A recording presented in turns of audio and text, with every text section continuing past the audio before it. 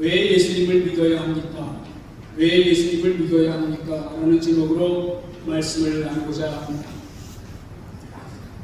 제가 한국에서 목회할 때 잠시 아동학대 예방센터에서 상담 사역을 한 적이 있습니다.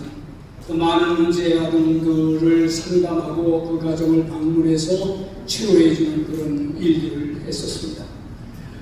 그런데 한번 부천에 있는 어떤 교회에서 연락이 와가지고 아이들의 고민과 여러 가지 문제들을 좀 상담하는 시간을 가졌으면 좋겠습니다 라고 청했습니다.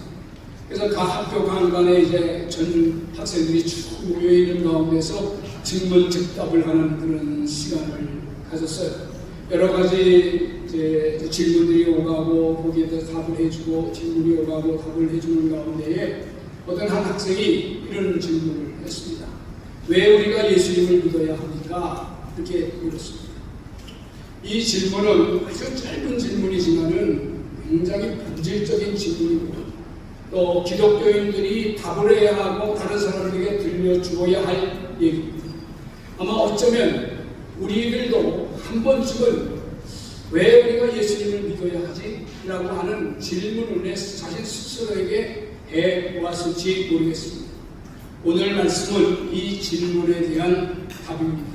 왜 우리가 예수님을 믿어야 합니까?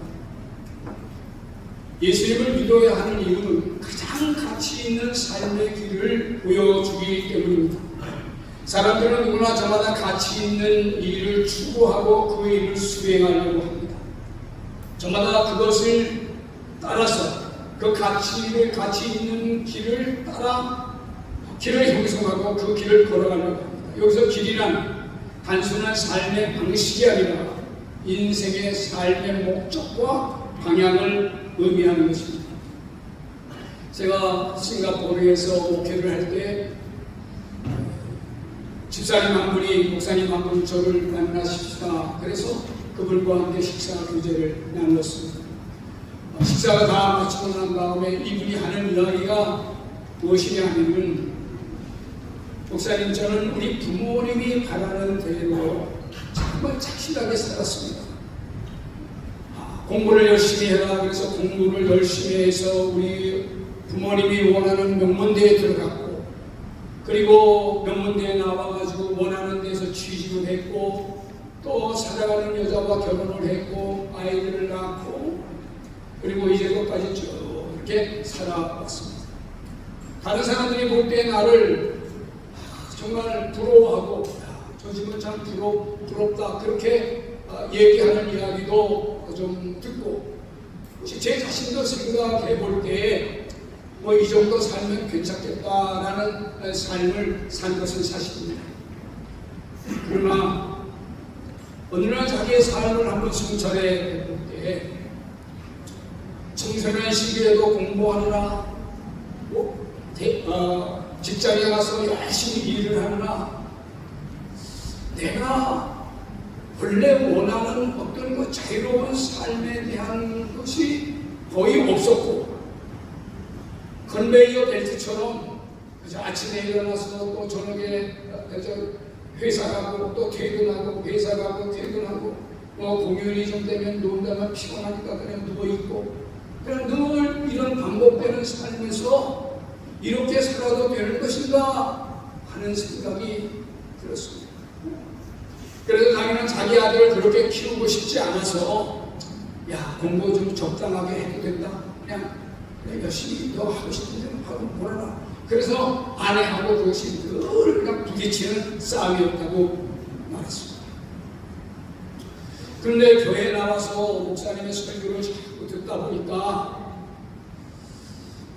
야 진정 이 한 번밖에 살지 않는 이 삶에 진정한 가치를 가지고 살아가는 삶이 무엇일까 하는 것들을 고민하게 됐다는 것입니다. 사랑하는 성도 여러분, 얼마나 많은 사람들이 왜 살아야 하는가라는 근본적인 질문조차 해보지 못한 채 세상이 말하는 성공만을 쫓아서 사는 사람이 얼마나 많은지 모릅니다. 우리 예수님은 우리들에게 보이는 가치를 쫓아서 살아가는 것보다는 보이지 않는 영원한 가치를 소개하면서 그의 나라와 그 의를 구하여 살라고 우리에게 말씀하셨습니다. 이사야 40장 8절에 보면 풀은 마르고 꽃은 시드나 우리 하나님의 말씀은 영원히 서리라고 말씀합니다. 보이는 것은 결국 변합니다. 젊음도 물질도 명예도 언젠가는 사라집니다. 그러나 하나님의 말씀과 사랑은 영원합니다. 저하고 같이 정신대학교에서 공부를 한 동문이면서 정신대학교 교수인 서창원 교수를 여러분에게 소개합니다.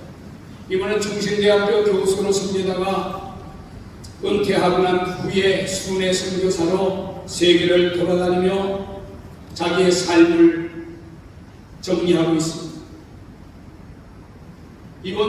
지난 주간에 그는 아프리카 부룬디로 갔습니다. 세계에서 가장 가난한 나라 중에 하나인 아프리카에 속해 있는 나라입니다. 그 사람들이 하나님의 말씀을 가르쳐달라고 하는 그 손짓에 머무를 수가 없어서 갔다고 했습니다. 그가 써놓은 글을 제가 읽으면서 뭉클한 것이 있었어요. 교수님은 26시간이 넘는 긴 비행과 불편한 환경 속에서도 그것을 찾아가야 했다. 전기가 자주 끊어졌고 마이크도 사용할 수 없는 시설이라 목을 빽빽 지르면서 외쳐야 했고 400명이 딱딱한 의자에 앉아서 꼼짝없이 숨을 죽이며 말씀을 듣고 있는데 목이 터져라 하고 외칠 수밖에 없었다. 그들은 한 번 예배를 드릴 때마다 3시간, 5시간 꼼짝도 예배를 드립니다. 이 모습을 보면서 서창원 교수는 이 길 좁은 길이 하나님께서 맡기신 사명임을 다시 실감하게 되었다고 고백했습니다. 왜 이런 길을 합니까? 왜 이렇게 힘든 길을 선택합니까? 이 길이 가장 가치 있는 길이기 때문입니다.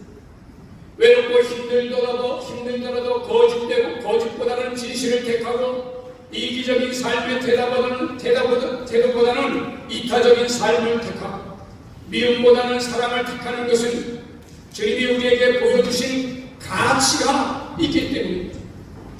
예수님의 마음을 닮아 사랑하는 삶, 사람을 살리고 복음을 전하는 삶, 영원한 가치를 붙드는 삶이 가장 복된 삶이기 때문에 우리가 예수님을 믿는 것입니다. 두 번째, 우리가 예수님을 믿는 이유는 세상에서 얻을 수 없는 마음의 평안이 있기 때문입니다. 예수님께서 우리에게 이렇게 말씀하셨습니다. 평안을 너희에게 끼치노니 나의 평안을 너희에게 주노라. 내가 너희에게 주는 것은 세상이 주는 것과 같이 아니하니라. 너희는 마음에 근심하지도 말고 두려워하지도 말고. 대부분의 사람들은 보이는 곳에서 평안을 찾으려 합니다. 무엇인가 다른 사람들보다도 많은 것을 가지면 다른 사람을 지배하고 인정받고 영향을 끼치고 거기에서 행복이 찾아올 것이라고 생각합니다. 그러나 이것은 일찍이 그런 삶을 살았던 사람에 의해서 부정되었습니다.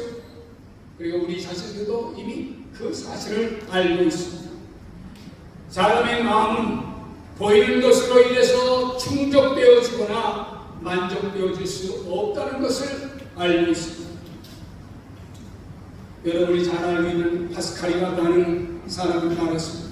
제가 두 가지를 한국 번역본하고 다 채울 수가 없어서 한글은 제가 읽고 태국어는 우리 태국 분들이 봐야 되겠어서 태국어만 번역해놨습니다.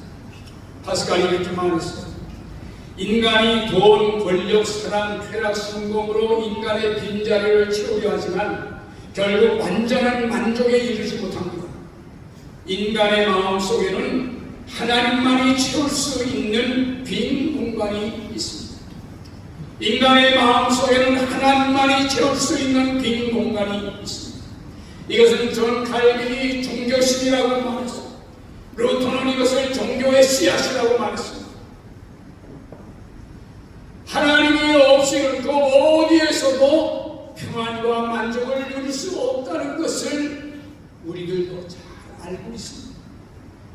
우리가 예수님을 믿을 때 진정한 만족과 평안을 얻게 되는 것입니다.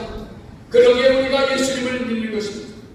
우리가 예수님을 믿을 때 하나님을 알게 됩니다. 우리가 예수님을 믿을 때 하나님의 사랑을 알게 됩니다. 우리가 예수 그리스도를 믿을 때 예수 독생자 아들 예수 그리스도께서 이 땅에 왜 오셨는지를 알게 되며 그와 같은 놀라운 사랑이 우리를 완전하게 보호해 줄 것이라고 하는 믿음도 생기기 때문에 예수 그리스도를 믿을 때만이 진정한 평안을 얻을 수 있는 것입니다. 예수님을 믿는 것은 단지 하나의 종교를 갖는 것이 아닙니다. 하나님의 사랑을 알고 경험하는 것입니다. 하나님의 사랑이 예수님을 믿을 때 우리의 마음에 안착됩니다. 그러면서 우리는 동시에 이것을 경험합니다. 하나님이 나와 함께 하시는구나.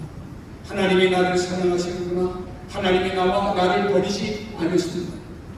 이 약속을 나는 믿는다는 것을 고백하게 됩니다. 이 믿음이 세상 어디에서도 줄 수 없는 평안을 경험하게 되고 예수 그리스도를 믿었더니 정말 참 평안과 기쁨이 나에게 왔구나. 이런 것들을 경험하면서 이야기하게 되는 것입니다. 마지막 세 번째로 우리가 예수님을 믿는 이유는 우리를 구원하셨기 때문입니다. 요한복음 3장 16절에 하나님이 세상을 이처럼 사랑하사 독생자를 주셨으니 이는 저를 믿는 자마다 멸망치 않고 영생을 얻게 하려 하십니다. 기독교의 핵심, 성경의 요절이 바로 이 구절입니다. 하나님은 우리를 사랑하셨습니다. 그래서 예수님을 이 땅에 보내셨습니다. 왜 예수님이 이 땅에 오셨습니까? 우리를 구원하시기 위해서 오셨습니다. 우리는 스스로 완전해질 수가 없어요. 우리는 태어나서부터 죄성을 가지고 있기 때문에 그렇습니다. 세상의 기준으로는 착한 사람으로 보일 수 있을지 모르지만 하나님의 기준으로 보면 선에 속한 사람이 한 사람도 없습니다. 완전해질 수 있는 사람이 없어요.